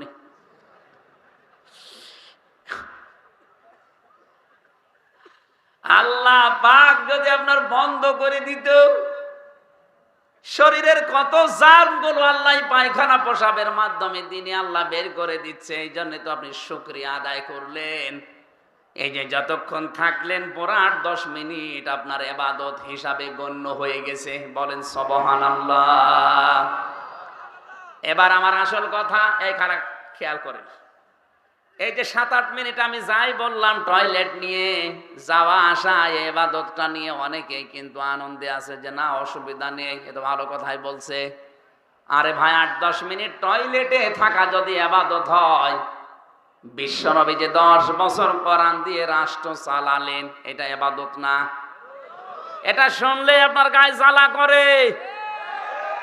তাহলে আমি কি খালি টয়লেটের ওয়াজ করব? টয়লেটের আদব কায়দা, এই কথাগুলো শুনলে খুব ভালো লাগছে। হুজুর আরো বলেন 10 মিনিট ধরে। 10 মিনিটে যদি আপনি এনো আনন্দ পান, 10 বছরে আপনার আনন্দ আরো বেশি পাওয়া দরকার। ওই আনন্দটা আমরা দুনিয়ার বিষয় মনে করে ছেড়ে দিয়েছি। এই জন্য আজ তামাম দুনিয়ার মুসলমানেরা জুলুমের শিকার। কথা কত দূর গেল আপনি মনে হয় টের পাননি? টের পেয়েছেন? সুতরাং ইবাদত শুধু টয়লেট না, ইবাদত শুধু প্রসাব পায়খানা না, ইবাদত এই পৃথিবীকে কোরআন দিয়ে চালানো ইবাদত। যতদিন আজরাইল না আসে এই দায়িত্ব আমাকে পালন করতেই হবে, পালন করাই লাগবে। এই সূরার মূল কথা, শেষের কথা এইটাই ছিল। আমি পড়েছি 43 আর 44 নাম্বার আয়াত। এর উপর প্রথম থেকে আল্লাহ আলোচনা করেছেন আদম আর হাওয়াকে নিয়ে। তাদেরকে বানানো, তাদেরকে সেজদা দেওয়া, তাদেরকে কিছু শেখানো, এই সমস্ত কথাগুলো ছিল। আল্লামা আদম আল আসমা কুল্লাহা সুম্মা আরাদাহুম, এই আয়াতের ব্যাখ্যায় আমরা অনেকেই মনে করি আদম এবং হাওয়াকে মহান আল্লাহ পাক শুধু নাম শিখিয়েছিলেন আদমকে, এই কচু, আলু, পটল, ঝিঙা না। ওনাকে যত গুরুত্বপূর্ণ বিষয় দুনিয়াতে আছে, সব ন্যায় এবং অন্যায়ের মৌলিক বিষয়গুলো একটা ক্লাসে আল্লাহ তাকে শিখিয়েছিলেন। আসমা এসএম এর বহু বছর। এর ভেতরে তাফসিরের ভেতরে আমি পেয়েছি পৃথিবীতে যত ন্যায় এবং অন্যায় এর মৌলিক বিষয়, যত বিবেক কাজ করে, সব ওই ক্লাসে আল্লাহ আদমকে শিখিয়েছিলেন। কারণ ক্লাস নিয়েছে সরাসরি কে? আর ছাত্রকে আদম নবী। জায়গা কোনটা? আপনি কি একটু চিন্তা করতে পারেন? যিনি ক্লাস নিচ্ছেন তিনি সরাসরি আল্লাহ, যিনি ক্লাস করছেন তিনি সাধারণ মানুষ না, তিনি নবী। আর যে জায়গায় ক্লাস হচ্ছে এটা রাজশাহী ভার্সিটি না, কোন জায়গা? এত বড় একটা গুরুত্বপূর্ণ ক্লাসে আলু, পটল, ঝিঙা এইটা শেখাবে আপনার মনে হয়? ওগুলো তো এমনি শেখানো যায়। উনি শিখিয়েছিলেন এইটা মানব জীবনে ন্যায় কি অন্যায় কি, এইগুলো আল্লাহ ওই ক্লাসে শিখিয়েছিলেন। এই জন্য বাবার পক্ষ থেকে আমরা ওইটা অটোমেটিক পেয়ে গেছি। ন্যায় কোনটা অন্যায় কোনটা এটা আমরা এমনিতেই জন্মগতভাবে বুঝি, কারণ ওই বাবার পক্ষ থেকে পেয়েছি। এই কথাগুলো প্রথম দিক থেকে রুকুর প্রথমে ছিল। আল্লাহ রাব্বুল আলামিন শেষ পর্যন্ত আদম আলাইহিস সালামকে জানিয়ে দিলেন, হে আদম, তোমাকে আমি পাঠিয়ে দিলাম তোমার স্ত্রী এবং ওই শয়তানকে সাথে দিয়ে। সাথে পাঠালাম আমার হেদায়াত, আমার পথ নির্দেশিকা। যদি মেনে আসতে পারো, যেখান থেকে পাঠিয়ে দিলাম আবার এই জায়গায় ফিরিয়ে নিয়ে আসবো। আর যদি মেনে নিয়ে আসতে না পারো, ওয়া ইন্না জাহান্নামা লামাউইদুহুম আজমাইন, যারা মানবে না তাদেরকে ওই শয়তানের সাথে একত্রিত অবস্থায় জাহান্নামে পাঠাবো। কোন জায়গায়? বলেন বলেন। এবার আলোচনা শুরু করছে আয়াত থেকে। আল্লাহ রাব্বুল আলামিন যে হেদায়েত বাণী পাঠিয়েছেন যুগে যুগে, তার সর্বশেষ হেদায়েতের নাম হচ্ছে কোরআনে কারীম। হুদাল লিন্নাস, হাদা বায়ানুল লিন্নাস। এই কোরআনে কারীম থাকার পরেও যারা আল্লাহর বিধানগুলো মেনে চলতে পারে না, ব্যর্থ হয়, ওই মানুষগুলোকে আল্লাহ শয়তানের সাথে জাহান্নামে একত্রিত করবেন। এখানে আজমাইন বহু বচন দিয়েছেন। যে জাহান্নামে আল্লাহ প্রবেশ করাবেন, ওই জাহান্নামের বর্ণনা এবার দিচ্ছেন। লাহা সাবাতু আবওয়াব। এই হার মারসা ওই জাহান্নামের দিকে, কারণ আয়াত শুরু হয়েছে জাহান্নাম দিয়ে। আল্লাহ বলেন এই জাহান্নামের দরজা 7টা। জাহান্নামের দরজা কয়টা?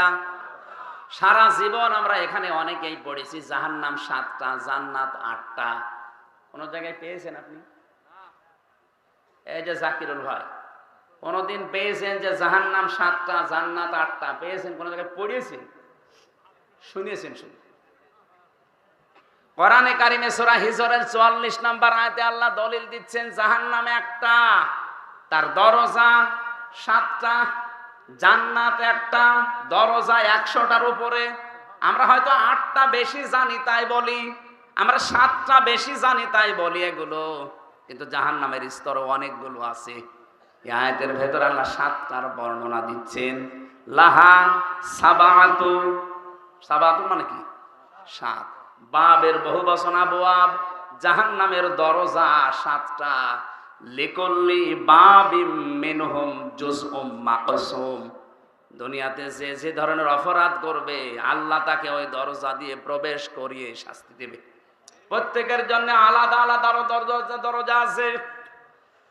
এখানে আমি প্রাইমারি স্কুল না কি যেন দেখলাম, তাহলে 1 থেকে 5 পর্যন্ত এই প্রাইমারিতে পড়ায়। এর আলাদা আলাদা ক্লাসরুম আছে না? কথা বলেন। যে যেই শ্রেণীতে পড়বে ওই দরজা দিয়ে সে প্রবেশ করবে। ক্লাস 1-এ পড়ে, 5-এ যে ক্লাস করতে পারবে? ও 5-এ উঠতে হলো এখনো 5 বছর পড়া লাগবে। এখানে স্কুল কয়টা আছে বলেন তো? বলেন বলেন। ক্লাসরুম। আল্লাহ পাক বলেন জাহান্নামও একটা, এর দরজা 7টা। লিকুল্লি বাবিম মিনহুম জুজউম মাকসুম। দুনিয়াতে যে যে ধরনের অপরাধ করছেন তাকে আল্লাহ ওই দরজা দিয়ে প্রবেশ করিয়ে ওই রকম শাস্তি দেবে। এখন কোন দরজা দিয়ে প্রবেশ করলে কি রকম শাস্তি হয়, এটা আজকে কোরআনে কারীম থেকে জেনে যদি দেখি আমি এই দরজায় যাওয়ার উপক্রম হয়ে গেছে আমার, আমি এই দরজা দিয়ে প্রবেশ করার উপযুক্ত, তাহলে এখনো তো তওবা করার সময় আছে। ওই কাজগুলো ছেড়ে দিয়ে জান্নাতের যে 100টা দরজা আছে, স্তর আছে, যে কোনো এক দরজায় দিয়ে একটু দাঁড়াই। এক কথা বলে না কেন? এবার আসেন তো একটা একটা করে আমরা দরজাগুলো দেখি। যত কঠিন দরজা আমি কোরআনে পেয়েছি, সব চাইতে বড় কঠিন দরজার নাম হচ্ছে হুতমা। নাম কি? আরো জোরে বলেন। এটা তো মারাত্মক দরজা। এ দরজা দিয়ে প্রবেশ করার পরে যে ঘরের ভেতরে, জাহান্নামের ভেতরে আগুন আছে, এটা সাধারণ না, নারুল্লাহিল মুকাদ্দা। আল্লাহ পাক বলেন এই দরজা দিয়ে যাদেরকে প্রবেশ করাবো, এই দরজার ভেতরে যে আগুন আছে ঘরে, এই জাহান্নামের আগুনটা আমি নিজে জ্বালিয়েছি। আল্লাতী তাত্তালিউ আলাল আফিদা। এই আগুনের বৈশিষ্ট্য হচ্ছে গুণাগুণ হচ্ছে দুনিয়ার আগুন কোন জায়গায় লাগলো ওই জায়গা পুড়ে যায়, আর জাহান্নামে হুতমার এ দরজা দিয়ে প্রবেশ করে যে আগুন পাবেন, ওইটা যেখানেই লাগবে আগে কলিজা পুড়ে যাবে। রাজশাহীবাসী কথাটা কত মারাত্মক কথা। শরীরে রাখলে শরীর পড়বে না, আগে কলিজা পড়বে। এখন এই মারাত্মক ভয়ঙ্কর জাহান্নামের এই দরজা দিয়ে প্রবেশ করবে কারা? মানুষ হত্যা করেছে যারা, জেনা করেছে যারা, না, একেবারে ছোট ছোট অপরাধের কথা আল্লাহ দিয়েছে, যেটাকে আমরা গোনায় মনে করি না। এখন দেখেন তো আমাদের ভেতরে এটা আছে কিনা। আমি কথা কি বোঝাতে পারছি? এক কথা বুঝতেছেন? প্রথম নম্বর দরজার নাম হতমা। এখানে যাবে কারা?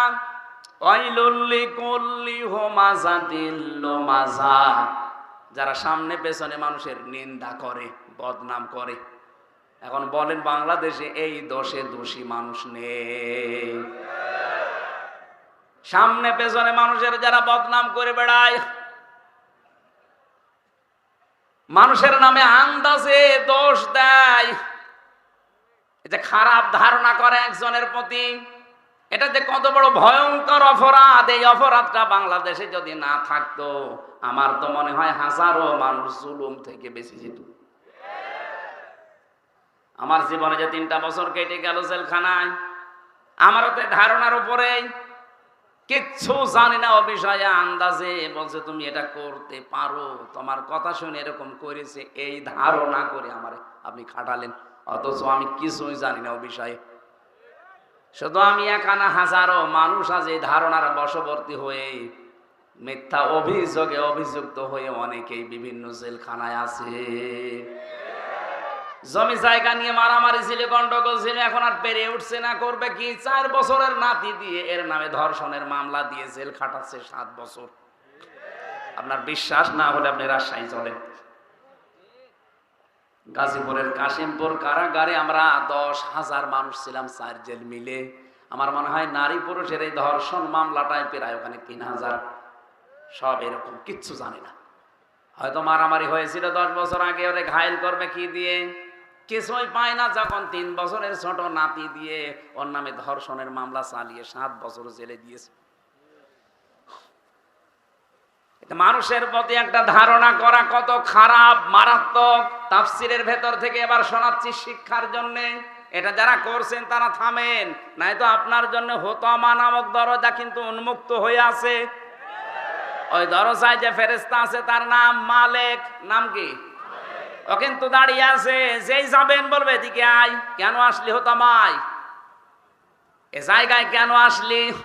এটা তো খারাপ জায়গা, আল্লাহ জ্বালিয়েছে আগুন। তুই দুনিয়ায় থাকতে কথাগুলো শুনিস নাই? কাল্লা লায়ুম বাজান্না ফিল হতমা ওমা আদরাকা মাল হতমা। আপনি জবাব দিতে পারবেন না, এই জন্য জবাব আমি এখন দিয়ে দেই। আন্দাজে কারো সামনে পেছনে বদনাম করবেন না, উল্টা পাল্টা ধারণা কারো উপরে করবেন না। ধারণা করা এটা যে কত বড় মারাত্মক অপরাধ। ইমাম মালিক রহমতুল্লাহ আলাইহির জামানার একটা কাহিনী আমি তাফসিরে পেয়েছি। একটা মহিলা মারা গেছে, তাকে ধোয়ানোর জন্য পাশের বাড়ির এক মহিলা এসেছে লাশ ধোয়াবে। ভালো করে শিক্ষা নেওয়ার জন্য শুনবেন। টয়লেট পরিষ্কার করিয়েছে, হঠাৎ এই রানের উপরে যে হাত দিয়েছে, হাত গেছে আটকে, আর ছড়ে না। বহু চেষ্টা করছে, কয়েক ঘন্টা ধরে হাত ছড়ছে না। এলাকায় যিনি ইমাম সাহেব ছিলেন তিনি ফতোয়া দিলেন, এক কাজ করেন, এই জীবিত মহিলার তো হাত কাটা যাবে না, এই মরা মহিলার চামড়া কেটে ওখান থেকে বাদ দিয়ে দেন।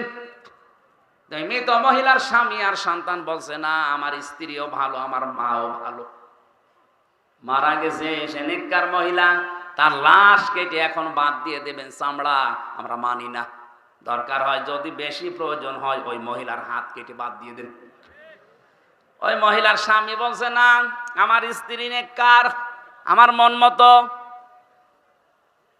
আমি এখানে একটা প্রশ্ন করছি, আমি স্বামী সহ যত স্বামী বসে আছে, কোরআন আমার সামনে আছে, 100% আল্লাহকে সাক্ষী রেখে গ্যারান্টি দিতে পারবেন যে আপনার স্ত্রী আপনার কাছে 100% মন মতো? হাত তোলেন তো একজন দেখি। আন্দাজ হাত তুললে কিন্তু আমি ক্যামেরা দিয়ে জিজ্ঞাসা করব। সম্মানিত মা বলেন, আমি হাসির খোরাকে দেয় না। থামেন, এত বড় বড় নেতা এখানে বসে আছে, কই হাত তোলা সাহস পাচ্ছে না? জাকির ভাই বলতে পারছে না যে আমার বউ আমার কাছে 100% মন মতো? আমিও পারছি না। আমি ভয়তে হাত তুলি, কারণ রেকর্ড হচ্ছে, ম্যাডাম আমার বাড়ি বসে দেখছি না। সম্মানিত মা বোনেরা যারা বসে আছেন, কারা জানি না, বিভিন্ন মহিলা প্যান্ডেলে আর এটা তো মহিলা প্যান্ডেলে 10,000 20,000 মহিলা না, তামাম পৃথিবী এখন লাইভ চলছে। এটা লক্ষ লক্ষ মহিলারা এখন এর সামনে বসে আছে। এখানে যদি 50,000 মানুষ থাকে, একটা বুড়ো মানুষ হাত তুলেছে, ও আজ বাদে কাল কবরে যাওয়ার কথা। ও বললেই কি আর না বললেই কি, এতগুলো মানুষ আমরা কেউ যেই বলেছে আল্লাহর দিকে সাক্ষী রেখে বলেন, কেউ আর হাত তুলতে সাহস পাচ্ছে না। তার মানে জান্নাতে যাওয়া মহিলা এখন কম না বেশি? ওই একটার বউ শুধু যাবে। আলহামদুলিল্লাহ, যাক, বুড়ো মানুষ হলো ভালো। আপনার বউর জন্য আমরা দোয়া করব। আপনি হাসতেছেন, বলেন তো একটা মানুষ বাদ দিয়ে কেউ সাহস পাইল না। এ লোকটা যখন বলেছে আমার বউ আমার মন মতো, আমি হাত কাটতে দেব না, আমি তো এসেছিলাম উপকার করার জন্য, আর এখন আমার এই বিপদে ফেল, তখন বলছে ঠিক আছে এভাবে থাকো, পোশাক পায়খানা তো প্রয়োজন হয়েছে এই মহিলার, কিন্তু হাত তো ছড়ে না, কি করবে। শেষে ওই দেশের প্রধান বিচারপতি ছিলেন ইমাম মালিক রহমতুল্লাহ আলাইহি, মদিনায় তিনি বাস করেন। ঘোড়ায় নিয়ে তাকে ঘোড়ায় চড়িয়ে নিয়ে আসা হচ্ছে। এই মহিলার কাছে পর্দা দিয়ে ঘিরে দিয়ে প্রশ্ন করছে ইমাম মালিক, আল্লাহর বান্দি কি কি হয়েছে সঠিকভাবে বলবা, মিথ্যা কথার আশ্রয় নিলে কিন্তু আমি ধরে ফেলবো। ঘোড়া থেকে প্রথম থেকে একটা একটা করে বলছে, আমি এই করেছিলাম, আমি তো আপন মনে এসে লাশ ধোয়ানোর জন্য প্রসাব পায়খানা পরিষ্কার করিয়ে শুধু রানের উপরে হাত দিয়েছি, আর হাতটা আটকিয়ে গেছে। ইমাম মালিক বলছে না, আমার একটা কথা কেমন যেন ছাড় ছাড় মনে হচ্ছে। আর একটা কথা এর ভেতরে আছে গোপন, সত্যি করে বলো কি। আমার কাছে কিন্তু কোরআন আর হাদিসের রাডার আছে, আমি ধরে ফেলবো। ধমক দেওয়ার পরে মেয়েটা বলছে, ইমাম আমি যখন লাশ ধোয়াতে চাচ্ছিলাম, পোশাক পায়খানা পরিষ্কার করিয়ে যখন রানের উপরে হাত দিয়েছি, ওই সময় এই মহিলার প্রতি একটা খারাপ ধারণা নিক্ষেপ করেছিলাম। ওকে মনে মনে বলেছিলাম, কাউকে আমি শোনাইনি, মনে মনে আমি বলেছিলাম তুমি তো উপরে ফিটফাট, কিন্তু ভেতরে তোমার তো সদরঘাট। কারণ হচ্ছে এই তোমার বাড়িতে আমি একটা পুরুষ মানুষকে একদিন প্রবেশ করতে দেখেছিলাম, পরবর্তীতে জানতে পারলাম ওইটা আসলেই ওর আপন নিজের বড় ভাইয়ের ছেলে। বলেন তো ভাইয়ের ছেলে ওই মেয়েটার সম্পর্কে কি হয়? ফুফু। কি হয়? ফুফু বোঝেন? 14 জন মহিলার সাথে 14 জন পুরুষের সাথে একজন মহিলার দেখা করা যায় যাচ্ছে কয়জন? তার ভেতরে ভাইয়ের ছেলে নেই। এক কথা বুঝতেছেন? এই যে মাহারাম পুরুষ, এই 14 জনের ভেতরে ভাইয়ের ছেলে, আপন ভাইয়ের ছেলে হলে যায় যাচ্ছে। অথচ এটা আমি না জেনে খারাপ মন্তব্যের উপরে নিক্ষেপ করেছিলাম। আল্লাহর নবী জানিয়েছেন, মান সালিমাল মুসলিমুনা মিন লিসানিহি ওয়া ইয়াদিহি। আমি হাদিসটা প্রথমে পড়েছিলাম। আল্লাহর নবী জানিয়েছেন ওইটাই তো মুসলমান, যার হাতের দ্বারা মুখের দ্বারা অন্য মুসলমানের নিরাপদ থাকে। তোমার হাতের দ্বারা তোমার এই মুখের দ্বারা এমন একটা কিছু নিক্ষেপ করেছিলে যেটার দ্বারা এই মহিলার উপর একটা কলঙ্কের দাগ পড়েছে তার চরিত্রে, অথচ ওই দোষ এই মহিলা করে নাই। যে পুরুষকে তুমি বের হতে চেয়ে দেখেছিলে ওটা তার আপন ভাইয়ের ছেলে, ওটা তার ফুফু হয়। কি হয় বলেন বলেন? ফুফুর সাথে মায়ের সাথে কোনো খারাপ ধারণা করে মেনে নেওয়া যায়? আর এটা জায়েজ আছে।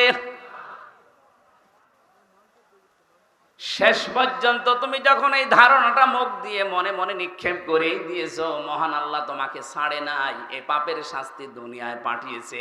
সূরা নিসা 5 নম্বর পারা 15 নম্বর পৃষ্ঠা 13 নম্বর লাইনের 112 নম্বর আয়াতে এই আয়াতের দলিল আছে, ওমাই ইয়াকসিব খাতিয়াতান আও ইসমান সুম্মা ইয়ারমি বিহি বারিয়ান ফাকাদ হিতামালা বুহতানা ওয়া ইসমান মুবিনা।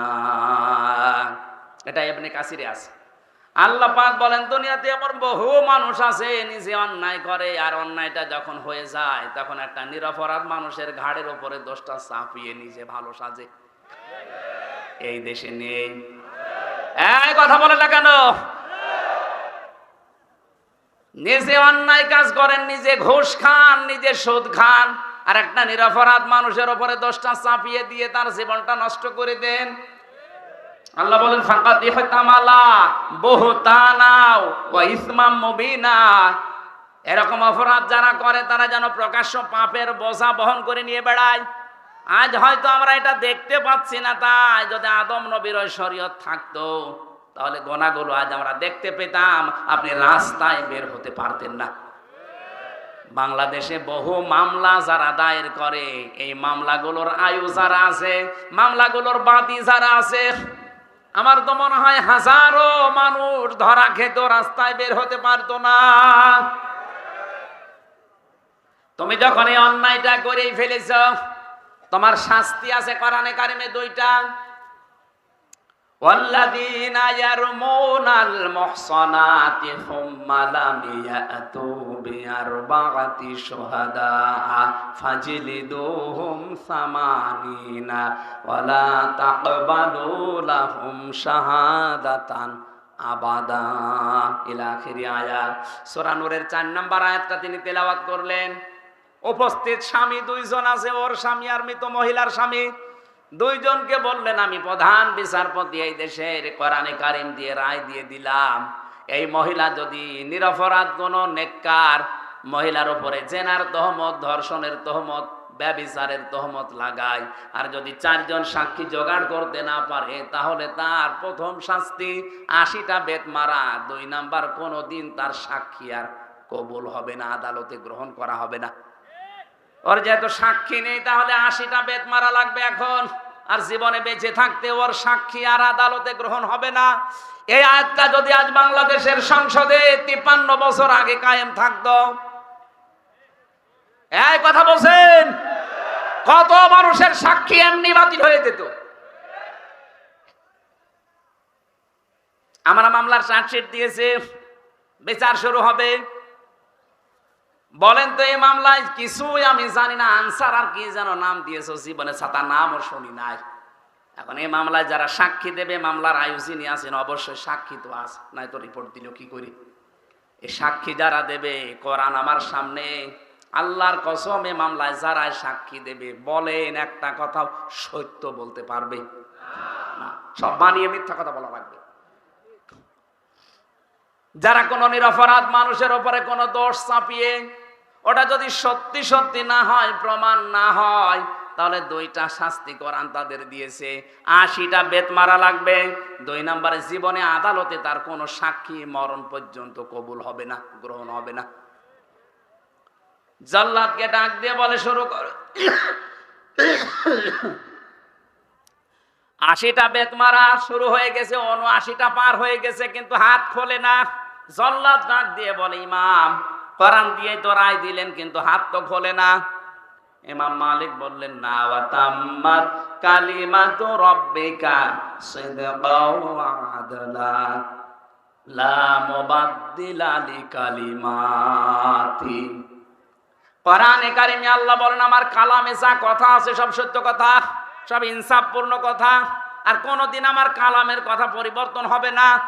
যেহেতু আমি 80টা বেদের কথা জানিয়েছি, সামানি না, 80টা মারতে হবে, 79টা হয়েছে। আমি আল্লাহর কোরআনে 100 ভাগ বিশ্বাস করি, বিচার আমি কোরআন দিয়ে করেছি, এটা সঠিক হয়েছে, তুমি আর একটা মারো। জল্লাদকে যখন বলে আর একটা মারো, সঙ্গে সঙ্গে 80টা শেষ হতে দের হাত চট করে খুলে যেতে দেরি হয়নি। আমি শুধু সুবহানাল্লাহ নাউজুবিল্লাহ পড়ার জন্য বলি নাই।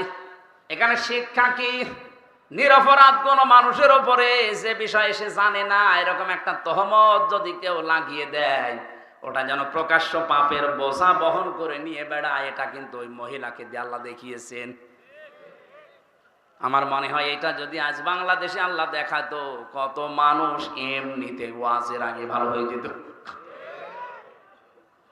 এই জন্য জাহান্নামে হোতামারে দরজা উন্মুক্ত তাদের জন্য, যারা সামনে পেছনে মানুষের গীবত করে, আন্দাজে দোষ চাপিয়ে দেয়, এর কথা ওর কাছে লাগায়, তালাতালি করে সম্পর্ক নষ্ট করে দেয়।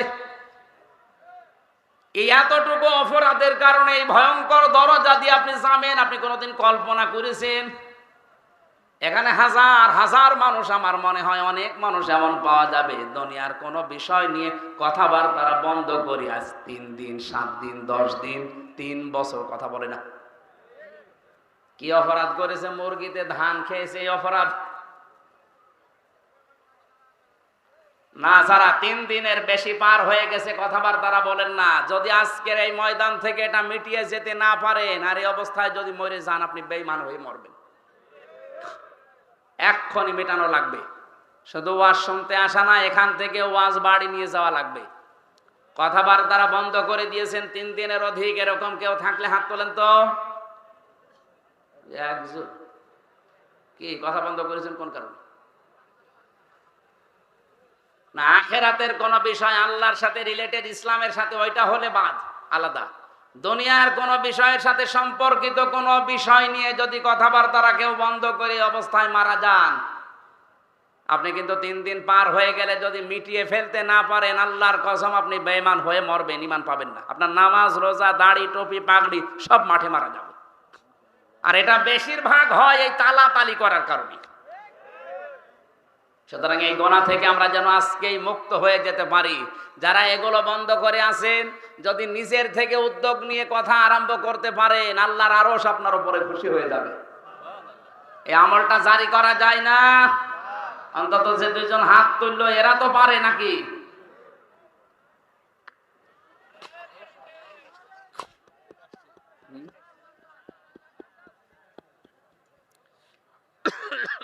গরমে তো কথা বলা কঠিন হয়ে যাচ্ছে। তাড়াতাড়ি করেন। সুবহানাল্লাহ, আলহামদুলিল্লাহ, লা ইলাহা ইল্লাল্লাহ। সুবহানাল্লাহ, আলহামদুলিল্লাহ, লা ইলাহা ইল্লাল্লাহ। সুবহানাল্লাহ, আলহামদুলিল্লাহ। এই লাইন দেন না কেন? তাড়াতাড়ি দেন। সুবহানাল্লাহ, আলহামদুলিল্লাহ, লা ইলাহা ইল্লাল্লাহ, লা ইলাহা ইল্লাল্লাহু মুহাম্মাদুর রাসূলুল্লাহ। সম্মানিত ভাইরা, গরমে যে অবস্থা, আপনারা বসে আছেন, ধন্যবাদ আপনাদেরকে। এখন প্রায় রাত 12টা বেজে যাচ্ছে, তাহাজ্জুদের সময় হয়ে যাচ্ছে। আর 7টা যে বিষয় ছিল এর ভেতরে একটা একটা করে বলতে গেলে ফজর হয়ে যাবে। আমরা যতটুকু শুনেছি, এই গোনা থেকে অন্তত আমরা যেন আজকেই নিজেকে মুক্ত রাখতে পারি। 2 নম্বর অপরাধ হচ্ছে আয়াতের পরে আল্লাযী জামা মাল ওয়া আদ্দাদা, যারা মাল সম্পদ জমা করে আর বারবার হিসাব করে। ইয়াহসাবু আন্না মালাহু আখলাদা, ও মনে করে চিরস্থায়ীভাবে আমার কাছে থাকবে। এই সমস্ত অপরাধী মানুষগুলো হোতমা নামক দরজা দিয়ে প্রবেশ করবে আল্লাহর চালানো আগুনের ভেতরে। আল্লাহ আমাদের হেফাজত করুন, আমিন। আমি পারিবারিক জীবনে দাম্পত্য কলহ এবং তার সমাধান নিয়ে জেলখানায় বসে 2টা বই লিখেছিলাম। বিশেষ করে যে এইটা পুরুষের জন্য একটা, মহিলার জন্য একটা। পরিবারে কেন অশান্তি হয় এবং এটা মেটানোর 17টা পদ্ধতি আছে। এটা অ্যাপ্লাই করবেন আপনার মেয়েকে, আপনার বউকে, আপনার বোনকে, মাকে দিয়ে। এটা অবশ্যই নিয়ে যাবেন গাড়িতে বা স্টেজে আছে, এটা মোনাজাতের পরে নিয়ে ওদেরকে উপহার দেবেন, আমিন। আজকে কালকে আসর থেকে মাগরিব পর্যন্ত 7 প্রকার মানুষকে আল্লাহ ঘৃণা করেন, 27 প্রকার মানুষকে ঘৃণা করেন। আমি সামারাইজ করে 7 প্রকার বানিয়েছি কোরআন দিয়ে। এটা কালকে রাজশাহী বাগমারাতে বলা হবে। কোন জায়গায় যেন? বানিয়া নরদাস, ওখানে আসর থেকে মাগরিব পর্যন্ত আগামীকাল এই 27 প্রকার মানুষের ভেতরে 7 প্রকারের কথা বলবো। আল্লাহ যাদেরকে ঘৃণা করেন ওই জায়গায় কথা হবে ইনশাল্লাহ। আগামীতে নভেম্বর, ডিসেম্বর বা জানুয়ারি, ফেব্রুয়ারিতে এখানে ওই যে কামিল মাদ্রাসা আছে না, ওই জায়গায় ফেব্রুয়ারিতে একটা ডেটের কথা চলছে। আর এই যে আমার মহাসিন ভাই নাকি আবু বকর, কি জানো না, আবু বকর মেধা ভাইয়ের একটা দাওয়াত নেওয়ার কথা চলছে। ওনারটা হয়তো এই তাহেরপুর পৌরসভার পাশে কোথায় যেন। আমরা আলাদা আলাদা সাবজেক্টের উপরে কথা বলবো ইনশাল্লাহ। সামনে আসবো, আমরা হেদায়েতমূলক কথা বলার চেষ্টা চালাবো। আমরা ডেট আছে কিন্তু যেখানে মোনাজাতটা বসে করেন, বসেন মোনাজাতের পরে। গরম তো আমি জানছি, বসেন, কষ্ট হচ্ছে আমি জানছি। মোনাজাতের পরে বইটা নিয়ে আপনার স্ত্রীকে আর স্ত্রীরা স্বামীকে দেবে। আমাদের প্রধান অতিথি এমপি সাহেব দোয়া চেয়েছেন, আমরা মোনাজাত করছি। বসেন ভাই, বসেন। রব্বানা লা তুযিগ কুলুবানা বা'দা ইয হাদাইতানা ওয়া হাব লানা মিন লাদুনকা রাহমাতান ইন্নাকা আনতাল ওয়াহ্হাব। রব্বুল আলামিন রাজশাহী জেলার বাগমারা থানার অন্তর্গত মাঝগ্রাম, দক্ষিণ মাঝগ্রাম এলাকাবাসী কর্তৃক আয়োজিত তাফসিরুল কোরআন মাহফিলে হাজার হাজার বান্দা বান্দি একত্রিত হয়ে আমরা চাতক পাখির মতো তোমার কোরআনে কারিম থেকে কথা শুনছিলাম। যতটুকুই শুনেছি আমাদের প্র্যাকটিক্যাল লাইফে আমল করার তৌফিক দাও। এই সওয়াবগুলো নবীজির রওজায় পৌঁছিয়ে দাও। দুনিয়ার মাটির নিচে যারা ঘুমিয়ে আছে এদেরকে ক্ষমা করে দাও। মাহফিলের সম্মানিত সভাপতি বিশিষ্ট আলেমে দ্বীন তোমার বান্দা মাওলানা মোসাম্মেল হককে কবুল করো। প্রধান অতিথি জনাব আবুল কালাম আজাদ সাহেবকে মঞ্জুর করে নাও। জনগণের যে বিশাল দায়িত্ব তার মাথার উপরে, 3.5 থেকে 4 লাখ মানুষের মাথার উপরে দায়িত্ব তার। এই মানুষগুলোর দায়িত্ব অমরের মতো পালন করার তৌফিক দাও। এত ধোলা উঠছে মানুষের। আল্লাহ তাআলা ডাক্তার আব্দুল বারী যে খেদমতে আছে জনগণের ক্লিনিকের মাধ্যমে, এটা তার ইবাদত হিসাবে মঞ্জুর করে নাও। আমার জাকিরুল ইসলাম শান্ত ভাই সহ জনাব ওহিদুল ইসলাম সহ নাম না জানা যত মানুষ এখানে আমিন আমিন করছে, আমাদেরকে খালি হাতে ফেরত না দিয়ে হাতটা ভরে দাও। সম্মানিত মা বোনদেরকে তুমি ফাতেমার মতো, আয়েশার মতো বানাও। এ মাহফিল যাদের মাধ্যমে এসেছি, হাফেজ আব্দুর রশিদ সহ, আফতা মাহমেদ সহ নাম না জানা যত আলেম এখানে বসে আছে, আলেমদেরকে আলেম হিসাবে তুমি কবুল করো। আগামীতে এই মাহফিলটা কোরআনের জন্য বিশাল আকারে মঞ্জুর করে নাও। কখনকার মরণ আসে আমরা জানি না, একবার হলেও যেন তোমার এই কালামটা পড়তে পারি, লা ইলাহা ইল্লাল্লাহু মুহাম্মাদুর রাসূলুল্লাহ। খ্যাতনামা ইসলামিক স্কলারদের বক্তব্য শুনতে আমাদের সঙ্গেই থাকুন। নিয়মিত আপডেট পেতে সাবস্ক্রাইব করে বেল বাটনে প্রেস করুন। Rosary 24. Enjoy the Holy Quran.